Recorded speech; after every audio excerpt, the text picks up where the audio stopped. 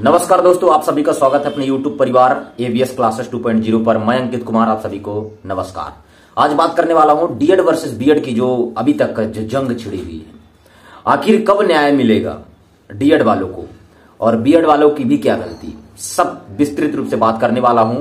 मध्य प्रदेश में क्या चल रहा है डीएड वर्सेस बीएड का, और जो बिहार में कोर्ट ने 22,000 चयनित शिक्षकों को बाहर का रास्ता दिखाया है वो कब क्लियर होगा उसके बारे में भी बताने वाला हूं। तो उसका प्रभाव मध्य प्रदेश पर कैसे पड़ेगा, और मध्य प्रदेश सरकार सुप्रीम कोर्ट पर गई हुई है अपने चयनित बीएड धारियों को बचाने के लिए। 11,583 जो चयनित बीएड धारी मध्य प्रदेश में है उनको बचाने के लिए सुप्रीम कोर्ट गई हुई है। तो इसका पूरा का पूरा ब्यौरा बताने वाला हूं कंप्लीट रूप से। चैनल को सब्सक्राइब करके बेल आइकन प्रेस जरूर करिएगा।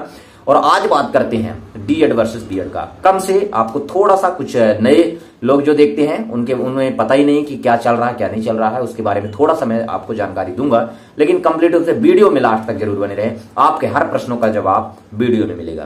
तो एक चीज बता दूं कि ये जो भर्ती आई थी 2020 में मध्य प्रदेश प्राथमिक शिक्षक का 2020 में भर्ती आई थी। फिर कोरोना का फॉर्म भराया गया, इसके बाद कोरोना काल लग गया। इसके बाद 2022 में फिर से भर्ती रीओपन हुई। इसके बाद पेपर हुआ, पेपर में धांधली हुई, लीक हुआ, लेकिन फिर भी कुछ तरीके से लीपापोती हो करके और कंप्लीट रूप से रिजल्ट जारी हुआ। और इसके बाद जैसे रिजल्ट जारी हुआ उसके बाद आंदोलन शुरू हुए कि ये पेपर लीक है, लेकिन इसमें भी कुछ क्लियर नहीं हुआ। और फर्स्ट जैसे ही स्टार्टिंग में लिस्ट आई, चयन सूची आई और एक याचिका लगाई गई थी केसरी नंदन साहू के नाम से। आप देखेंगे उसमें जो अपना केस आप लोग को मैं बताते रहता हूं, कम्युनिटी पोस्ट में कई सारे डले हुए हैं, जाके देख सकते हैं। इसके बाद उस केस में सुनवाई के बाद सुनवाई में कहा गया कि हम जो सुप्रीम कोर्ट का निर्णय आएगा, सुप्रीम कोर्ट के निर्णय पर ही कंप्लीट रूप से हम इस पर फैसला देंगे। हम इस भर्ती को, इस सुनवाई को हम सब्जेक्ट टू आउटकम रखते हैं। और सुप्रीम कोर्ट में जो केस चल रही थी वो 2021 में राजस्थान हाईकोर्ट ने खारिज कर दिया था एनसीटी का जो गजट आया था 2018 में, जिसमें बीएड को वर्ग 3 में शामिल किया था। इसके बाद केस चलता रहा सुप्रीम कोर्ट से। आखिर 11 अगस्त 2023 को एक जजमेंट आता है जिसमें कहा गया कि पीआरटी मतलब प्राइमरी टीचर के लिए बीएड धारी एलिजिबल नहीं है, योग्य नहीं है। लेकिन मध्य प्रदेश में भर्ती फर्स्ट चरण की हो चुकी थी। सेकंड चरण के लिए भी एक केस लगा हुआ था इंदौर में। इसके पहले एक केस जो स्टार्टिंग में केसरी नंदन साहू का लगा था, लेकिन फर्स्ट चरण कंप्लीट होने के पहले ही एक और याचिका लगी मध्य प्रदेश हाई कोर्ट में। इसका जो आपको मैं हमेशा बताता हूं 13,768 जो केस है, 595 जो केस है ये इसी के हैं। जो फर्स्ट याचिका लगी थी, इसके बाद सेकंड याचिका लगी विपिन कुमार द्विवेदी के नाम से। इस याचिका की भी सुनवाई करते हुए जज ने कहा कि हम सुप्रीम कोर्ट पर आधारित है, सुप्रीम कोर्ट जो कहेगा हम उसी पर डिसीजन देंगे। इसके बाद 11 अगस्त को जैसे जजमेंट आता है और एक और केस लगती है, केस पहले ही लग जाती है 11 अगस्त के पहले, जो लगती है सेकंड काउंसलिंग के लिए इंदौर हाई कोर्ट में लगती है। इंदौर हाई कोर्ट में केस लगती है और केस भी चलती है, डेट पर डेट मिलते रहते हैं। और 11 अगस्त के बाद से मध्य प्रदेश के जो डीएड धारी हैं वो तुरंत, क्योंकि जो फैसला है एक तरफ से जो डिप्लोमा धारी हैं, डीएड धारी, उनके पक्ष में था कि किसी भी तरीके से बीएड धारी योग्य नहीं है वर्ग 3 के लिए।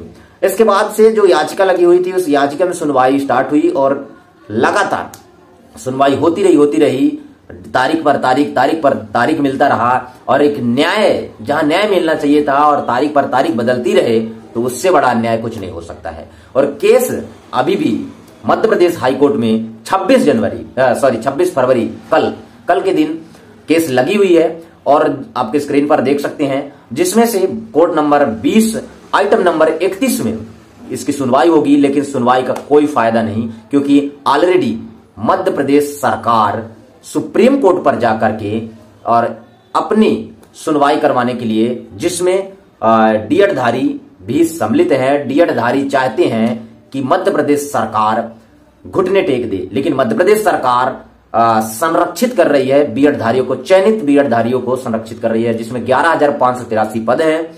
और कहीं ना कहीं ये भर्ती सब्जेक्ट टू आउटकम है, इसलिए बीएड धारी को बाहर होना पड़ेगा। फिलहाल के लिए जो बता दूं कि अभी सुप्रीम कोर्ट पर केस लिस्टेड होने वाली थी 23 फरवरी को। जो सेंसिटिव डेट जो दे रहा था वो डेट भी अब डिलीट हो चुका है और वो डेट एक नई डेट के लिए उम्मीद की जा रही है कि अभी 1 मार्च के पहले सुनवाई हो सकती है। इसके लिए सुनवाई के लिए टाइम इसलिए लगता है क्योंकि स्पेशल बेंच गठित की जाती है, 2 जजों की बेंच। जो जज सुनवाई किए थे माननीय सुधांशु धूलिया जी और माननीय अनिरुद्धा बोस जी, दोनों जज अलग अलग कोर्ट रूम में रहते हैं, लेकिन इनका एक स्पेशल बेंच गठित की जाती है और इसके बाद सुनवाई होती है। तो इस सुनवाई करवाने के लिए ही फिलहाल मध्य प्रदेश सरकार सुप्रीम कोर्ट में गई है और एक तरफ से डीएड धारी भी सुप्रीम कोर्ट में अपना वकील उतारने के लिए तैयार है। लेकिन तैयार तब होंगे पूर्ण रूप से जब डीएड धारियों को फंड की आवश्यकता है और फंड न मिलने पर किन वकीलों को उतारा जाएगा। तो फिलहाल सबसे बड़ी चिंता की विषय यही है कि मध्य प्रदेश के जो डीएड धारी हैं अभी आर्थिक रूप से कमजोर हैं और सक्षम नहीं है कि जो सरकार के सामने एक ऐसा वकील खड़ा किया जाए जो कि सरकार को टक्कर दे और अपने पूरी बात को प्रस्तुत कर सके। माननीय कपिल सिब्बल जी उपस्थित हो सकते हैं यदि डीएड धारियों के पास फंड रहेगा। तो आप लोग सहयोग जरूर करें।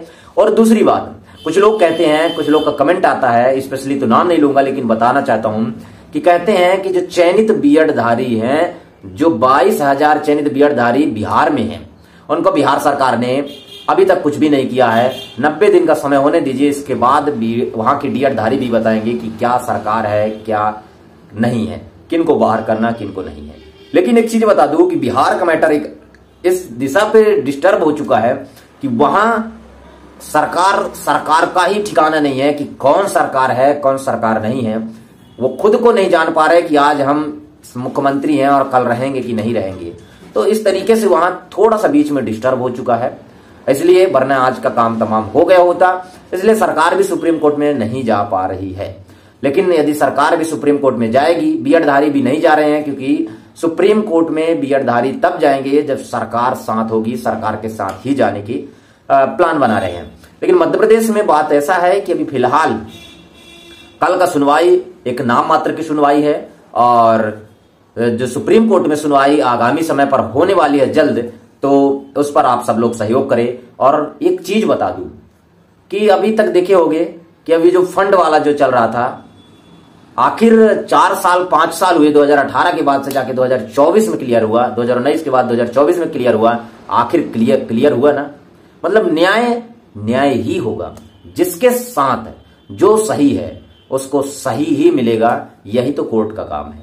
और आप डीएड धारियों को मिलेगा, समय लगेगा, लड़ना पड़ेगा, लेकिन मिलेगा जरूर। 11,583 पदों पर फ्रेश डीएड धारियों की जो चयन होनी है उसमें समय लगेगा, लेकिन यह है कि एक बार सुप्रीम कोर्ट से क्लियर हो जाएगा, इसके बाद मध्य प्रदेश में कब तक भागेंगे बीएड वाले?